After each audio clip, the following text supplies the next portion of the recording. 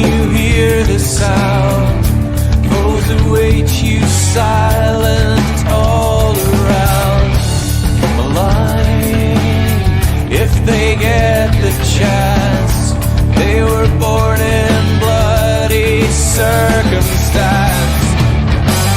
To go, leave me, run like you've never run before.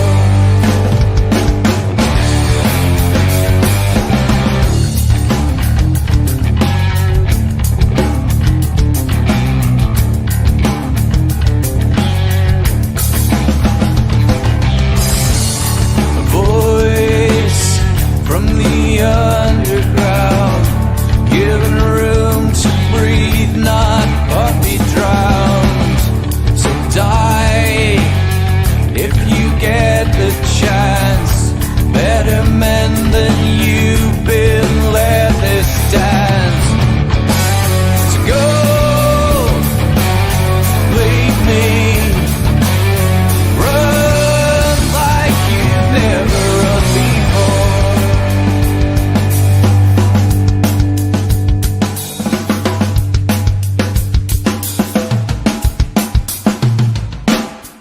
I have seen the worst, and there is nothing left for me to hate, so I can lay me down, my brothers, on the ground. I bled today until Coyote comes to raise me up and carries me away. To go, leave me, run like you never did. No, believe me, run like you never run before.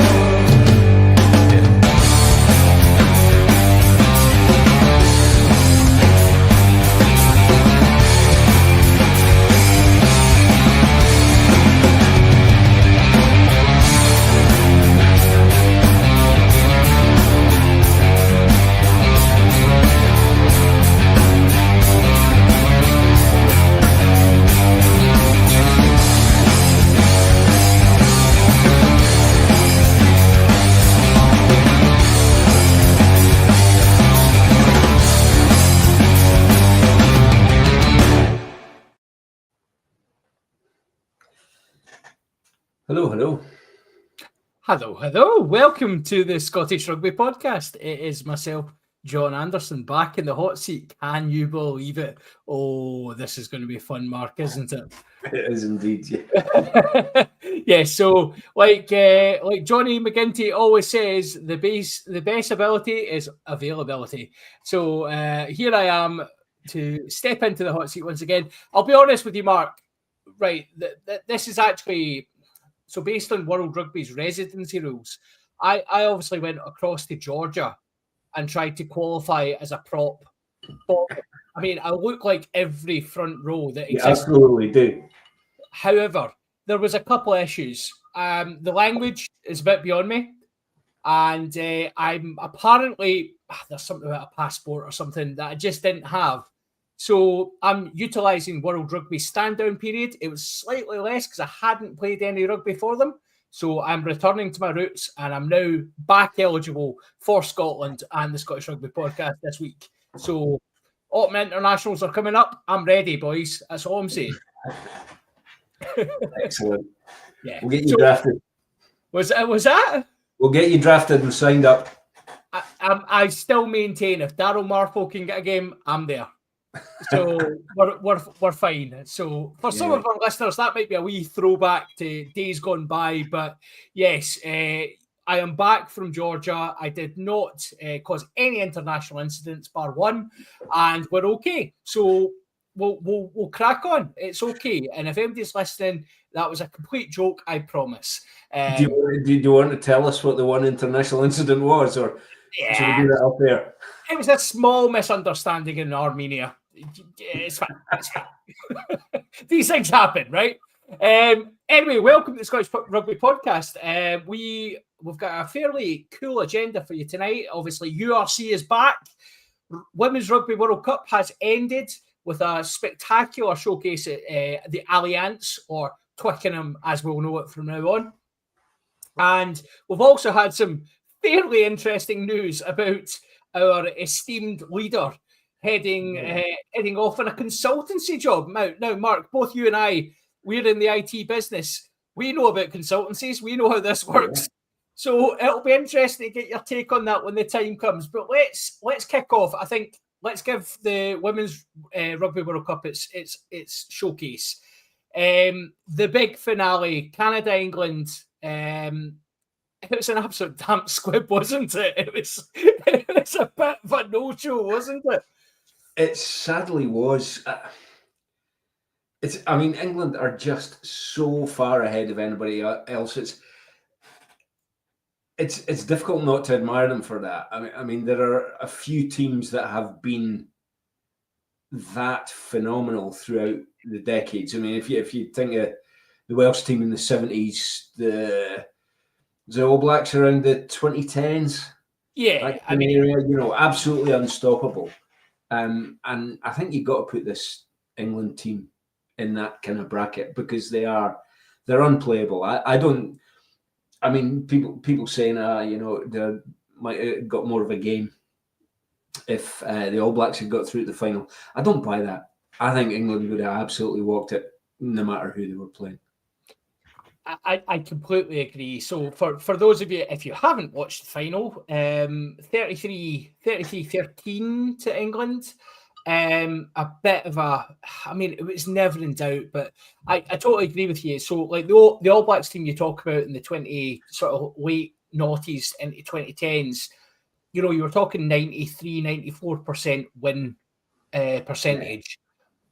And after the final, so we'll come on to this in a wee second, but after the final, I was very much like, this England team could probably play another 8 years and not lose. Yeah, and that's terrifying from a sport.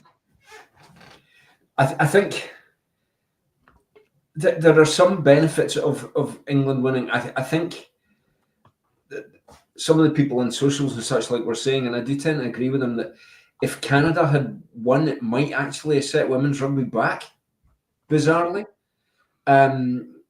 Because, I mean, for all Canada, even being there is hugely admirable, and they have some fantastic players. I think, look, we can win the World Cup when we're held together with chewing gum and string. Yeah, pretty much. Would not have been a great message. No. When you consider the money that England have poured into their programme. And I think because of that kind of solidifies that need to, if anybody wants to compete with England, they need to get their programs put in place, they need to get their pathways put in place, and they need to pay the money. Otherwise, they're just not going to. The only nation capable in terms of playing capability is New Zealand. I don't think New Zealand rugby have the money. I would agree. I think New Zealand, certainly in the women's game, and the men's, if we're being honest, have regressed. Like the money's not as free flowing. There's challenges from other sports as well. So people are not, the allure of the All Blacks is still massive, and the Black Ferns is massive, but it's not quite what it was before. And I think you're right. I think you're absolutely right that a Canada victory, as much as I would have been like, underdog story, let's go. And you're right, because it removes the ammunition and the amount of people that just don't understand the concept that having to crowdfund for the second best team in the world to go to the World Cup prepared, not able to afford a kicking coach. Yeah. Like, how ludicrous is that? Insane. Yeah. It's, every team in the URC has a kicking coach. Every team you could probably go down the leagues. You could go down to your your cups, your regional cups in New Zealand, regional cups in South Africa, they'll have kicking coaches. School teams will have kicking coaches. Yeah. And yet, the second best side in the world in the women's game doesn't have a kicking coach. It's absolutely staggering. I'm astonished by what they've managed to do with all of that said. I mean, the achievement to be ranked second in the world and to make the final of the Rugby World Cup with all of those things in play is staggering. You got to wonder if how good would it be if they actually had the funding, the kicking coaches, and all that kind of thing. And their style of play as well. Like watching Canada play is absolute. It's obviously I talk in this podcast often about there's a style of rugby I really like, and there's boring South Africa rugby where you kick the ball and you put it up in the air and it's absolutely turgid nonsense. Yeah. Canada play fast rugby. And I would also, we'll come on to that in a second, but I just love the way they're just enabled to play. And there is an element of, I think that comes from not through design, but through necessity. There is a lack of coaching there. Yeah. And almost, yourself when you're playing, you turn up to a sevens tournament or turn up to a tens tournament and you're all a wee bit hungover and you've not had any time together. What do? You just throw the ball about and go, caution the wind, let's go. Let's express ourselves and play some rugby. And I think there is an element of that with Canada, but there's so many talented players in that team. They are incredible rugby players. And with anywhere near the investment England have had, they could be world champions. Yeah, absolutely. Yeah. No, I think you're right. I mean, it lends itself to an absolutely glorious game to watch. I mean, for me, the game of the tournament, irrespective of the fact that I really enjoyed the Scotland-Wales game, for me, the game that was for all sorts of other reasons. Don't we always though? But for me, the game of the tournament was actually the semi-final. The Black Ferns versus Canada. It was an extraordinary game of rugby, fabulous game of rugby, and that's in no small part due to the way that Canada play.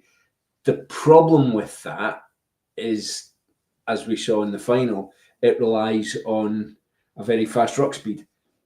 Yep. And that's all England had to do. Set the defence, slow down the ruck, and Canada get nothing else, I mean, that sounds awfully harsh when I say it out loud, but basically that's the fundamental building blocks of their game.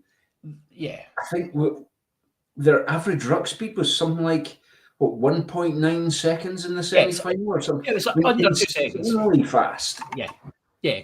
And that actually leads me very nicely onto one of the key points I would like to make about particularly watching it. So the quality of the England team is incredible, right? And the professionalism, the skill set of those girls is amazing. And Canada showed a very different type of skill set. And I think for anyone watching or anyone who's not watched it and who's maybe thinking, it's just women's rugby. It's not as fast, it's not as powerful, it's not as strong, it's not as skillful. Take a watch of that semi-final and then take a look at yourself.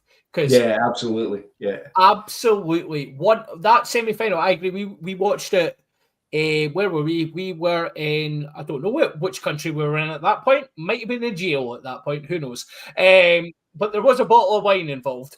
And it was I think it's one of the best rugby matches I've watched in my life. Oh, it was an absolutely phenomenal game. I was blown away watching it. It was just an incredible game of rugby. And as you say, the skill levels, and the skill levels across the board, it's not just because they're good at flinging the ball about. No. The thought process, the forward play, everything. No, fabulous game of rugby. I can't talk highly enough about it. For anybody that wants to get into women's rugby, if they're listening to this and haven't thought about it, or for whatever reason haven't heard us say often enough. You should pay more attention to women's rugby. Why are you here? First of Yeah, all, why even listening to us? Yeah. But if you really want to pick a game to watch to say this is what phenomenal rugby looks like, that's the one. The Black Ferns Canada for the semi-final was mind-bendingly good. I remember watching. So I remember 4 years ago, and it was Australia, New Zealand, and it was Portia Woodman. And I remember watching her absolutely send someone into the stands with a handoff, and just my mind going, "What? What is this?" And that was a cracking game of rugby. And then watching the final, then, and just going, "This is two of the best rugby teams on the planet." Period. Take gender out of it. This is two of the greatest rugby teams you'll see on this planet. Yeah, and absolutely. and that has continued to develop. Yeah. So I will now come to. So first of all, let's talk about our takeaways. The Rugby World Cup itself, England hosting. What's your feeling? Was it a good tournament? Was it exactly what we expected, or where are we at? I think it was a great tournament. I think it was. I think by any metric, in terms of the tournament itself, I thought it was well put together. I thought the tickets were priced well enough. Yeah, definitely. The idea of playing back-to-back games, I thought was fabulous because you're getting a great atmosphere. And some of the moments I particularly enjoyed were things like when Brazil was playing, because it was a back-to-back game. Totally. Every neutral in the stadium was behind them. Yeah, and for them, I mean, they were so emotional. I can't remember what game it was, but they scored their first try. It was their first try, yeah, and it was like they won the cup. It was fabulous, and that kind of atmosphere I thought was great. The only slight reticence I have is not because of the tournament, but because of the kind of structures of women's rugby at the moment. The semi-finalists were pretty much set in stone. Yeah. Part of the reason that the Canada the Canada All Blacks game was such a good game as well is because there was genuine jeopardy. Yeah. I mean, going into that game, I couldn't put money on either one of them to win it. And I think that was the problem, that for all the pool stages and all that kind of thing, and there were some great wins, there were some good ones for Scotland, there were good ones for other teams, and a lot of enjoyable rugby played. The semi-finalists were pretty much set in stone from minute one. But that's nothing to do with it. That's not a slur on the tournament. That's just the way women's rugby is at the moment, unfortunately. Yeah, and I think that actually for me is probably my key takeaway from the World Cup. Actually, I found myself for the first time being a wee bit worried about women's rugby. And I know, right, so like none of the girls that are playing for anybody other than England, they're all pushing to be the best they can be, and the structures around them are either designed or not designed to allow them to be that. In Canada's case, it's not, or whatever. England have got a really good structure. They've got an amazing side, and they've got the pipeline of players now. Yeah. So my concern is simply this. As I said at the start of this conversation, England could go another 8 years without losing a game, potentially. Mm-hmm. They've almost managed that this cycle. They've lost, 2 games in 8 years? Yeah, something like that. Yeah, something ridiculous. 2 games in 8 years. The last game they lost was the last World Cup final. The World Cup final last time. Yeah. So they've not lost a Six Nations game in 4 years. They've not lost. I think it was the New Zealand, and I think France beat them. And correct me if I'm wrong, but I think it was 2018. France beat them, and that they've lost 2 games in 8 years. Going from their last loss at the 20 whatever World Cup final. So obviously they won it in 2014. I think it would be the 2018 then. They lost that. They've lost once to France and once to New Zealand in that period. That's So nuts. it's 75 games out of, so I think they've won 73 out of 75, give or take, right? Yeah. They could do that again. They could easily do that because I think New Zealand are further away from them. I think France are further away from them. Mhm. I think there's no other. Canada are their own little hot mess. Aye. And my concern is simply that you know yourself when there's genuine jeopardy, that's when supporters turn up. That's when people want to be part of it. It's when you as a player go, I've got a chance to go and do something. Yeah. If England win for the next 8 years, which they could do, I think it could be a really devastating blow to women's rugby globally. Yeah. It's a fair shout. It's I mean, if every tournament you're going into, whether it be Six Nations, World Cup, WXV, whatever you want to call it, if every tournament you're going into is effectively a competition for second place, Yeah. it kind of takes the gloss off a little bit. And that's the thing. I think that's not, to be very clear, if anyone's taking it like this, that's not a criticism of the Red Roses in the slightest. all. They are a phenomenal side, well funded, well managed, well done. They've got the best of the best of the best, and as they should have. It's up to every other union to step up their game and catch up. And I think the gap is so large and becoming larger in some cases. It's concerning. Yes, it is. Yeah, I don't know the size of the player base in the women's game, but if we're following just broadly because of population sizes, the men's game, you got to say the only ones that stand a huge chance of getting close to them are France. France, yeah. Because New Zealand, I mean, I think it was Portia Woodman after the game said something about they don't have any women's vets teams in New Zealand, so she just has to retire or start her own team. You know, and how ludicrous is that? You've got one of the best proponents of the game, period. Yeah, and she can't pass that on. You know, how many games of as a guy, we've all been part of those teams where you turn up and you play with someone you're like, I watched you on the telly. That's ridiculous. Why am I in the same or you, generally what happens is you're opposite them in the scrum and get folded sideways by them. Yes. And you're like, I think I mentioned that story to you earlier. Yeah. I was like, did I learn anything today? No. But I'm going to get a pint and I cracked a rib was what I did. that might have been my femur touching my chin, but that's okay. I don't know if Tam's a listener, but if you are, you know who I'm talking about. Exactly, yeah. Exactly. So, but let's finish on a positive on the Women's World Cup. Like, record attendances, record interest. I was down for a couple of games as well, down at Sandy Park. It was a cracking day out, a cracking atmosphere. I'm a big fan of 2 pint jugs, by the way, just as an aside, but that shouldn't be a shock to anyone who knows me. But yeah, I think efficiency.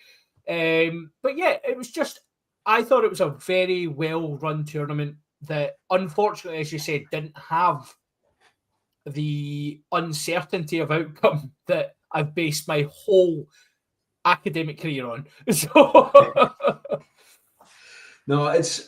I mean, I know I've said it many times on here before. The atmosphere at the Hive for the Scotland Games is, without question, in my mind, the most enjoyable international rugby I've watched in years.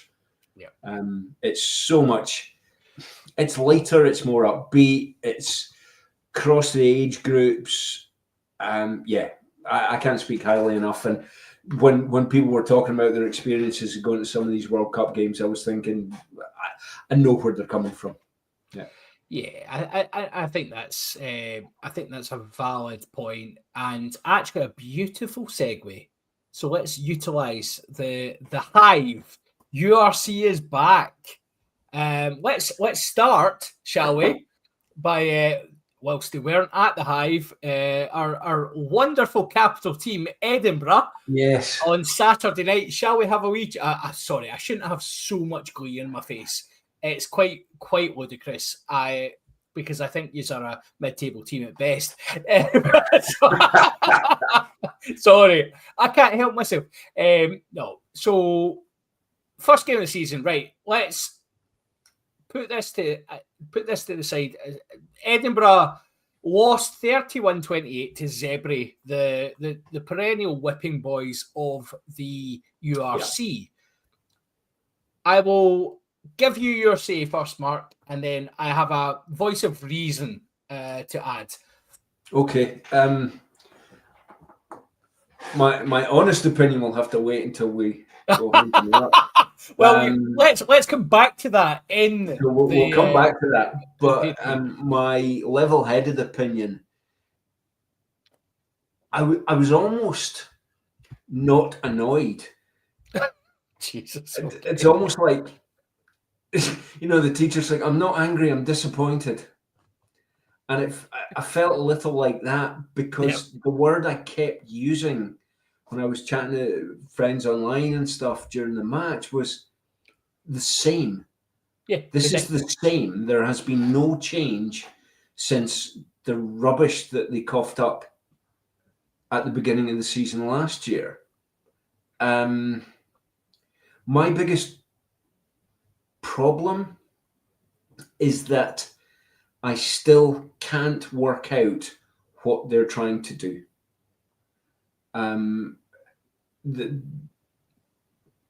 They're not going for quick ruck speed, or don't seem to be. If they are, they're not being very successful about it. I likened it at one point to school team rugby. Headless chickens. Yeah, egg chasing, basically. Yep. There were a couple of occasions where they had 2 tap and goes in a row, and it never got out of I don't even think it went to the back row. It never got beyond the front 5, and they just kept running into a wall until somebody knocked it on. And I just, I don't understand it. I know we've talked in this podcast so many times, Mark, about Edinburgh, and this honestly, we could have cut and paste 80 different episodes and had just this section and just went, Edinburgh, right? Play that again. Yeah, we'll just play that again. Play that again and we'll go for a beer. Yeah, we'll go for a beer. We'll nip to the loo, go for a beer, sorted. We can play a 20-minute section where we talk about this. What is right? So I think I know the answer to this in terms of your view, but why are Edinburgh like this? What is at the core of this? I'm a big one for banging the drum about culture, right? About team culture. And I genuinely think that's what Edinburgh have going on. The point where I sometimes disagree with people is that what I keep hearing is people saying it's not the coach's fault. It's literally the coach's job. Yeah. The coach doesn't teach them how to catch and pass, right? You'd kind of think these people know how to do that. Yes, he'll have a say in style, in style they want to play, and he will convey that to them through his attack coach, his defense coach, etc., etc. But this inability to pick themselves up for a game until their backs are absolutely against the wall and they're about to miss the top 8 or whatever, that's literally the coach's job. I've used the phrase before with you guys that one of my favorite writers on culture says the only thing of value that managers do or leaders do, I think he used the word leaders actually, is to create and manage culture. Correct. Right. And to me, that's the bottom line. Now, whether that's because he's not getting his message across, he being Everett, whether he's not getting his message across or whether the team are not are forgetting that message when they get onto the pitch or whatever, it's still his job. Right? Now, how to fix that is to get somebody in that can do that. Everett, I don't believe, is the guy already done it already. But they need to be very, very careful about getting the right person next. The next appointment's massive. I'm going to bring, I don't know if we still do, comment shout outs, but let's do one. Brian's watching us tonight. Hi, Brian. How you doing, buddy? Brian. Yes, I am here because, as all good Beetlejuice, you say my name 3 times after an Edinburgh loss, and I do appear. But yes, it's a broken record system that we play in Edinburgh, needle stuck, and never finish a plan, if of course they have one.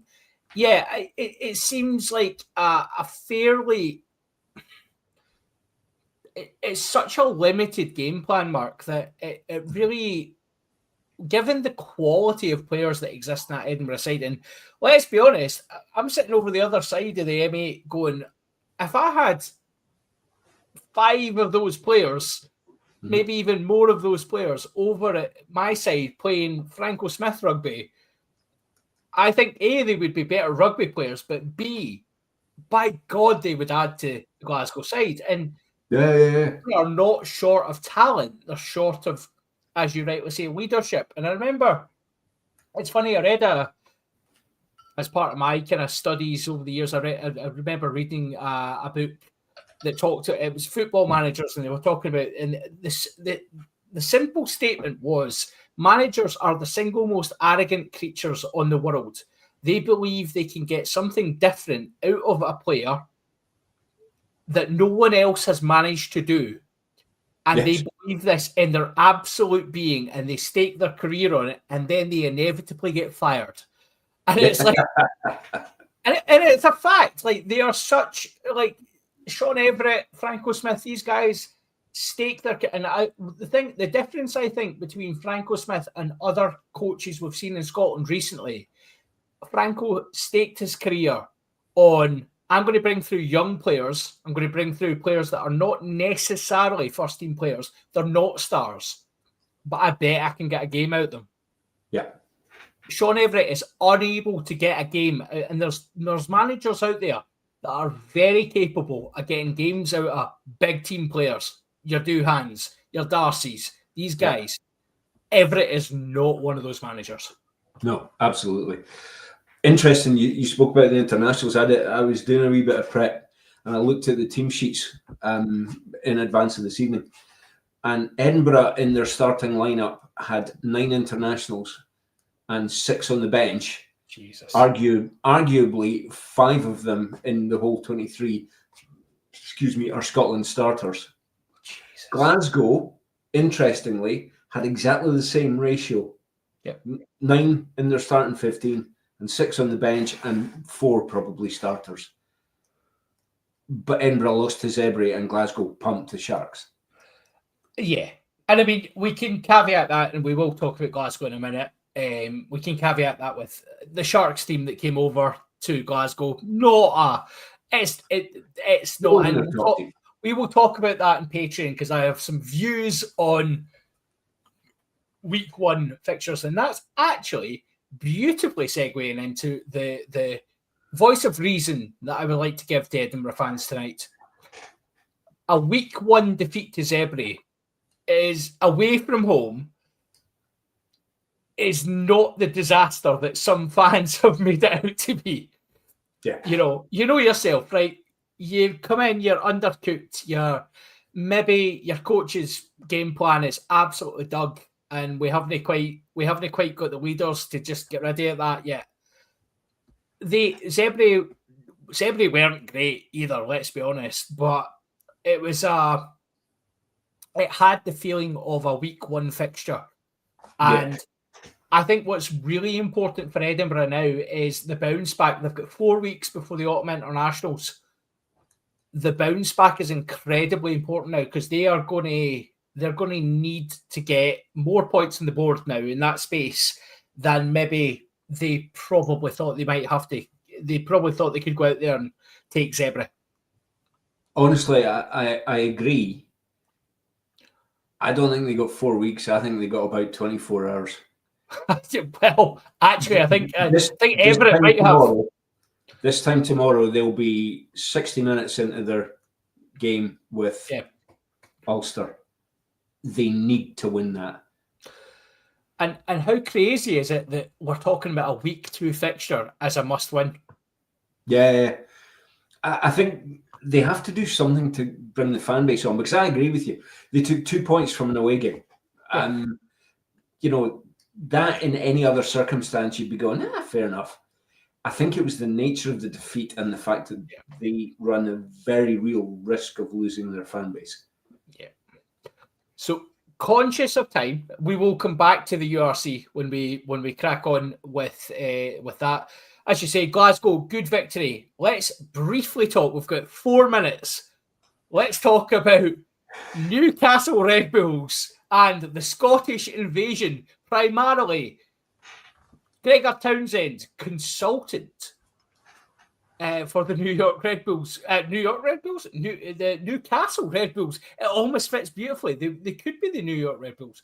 Townsend's going there for 30 days a year to be a consultant to their rugby development values, some absolute corporate nonsense. How quickly is he going to become Newcastle boss? I would say probably the week after the pool games of the World Cup. Yep. Yeah, I genuinely think he's prepping for his next job. I think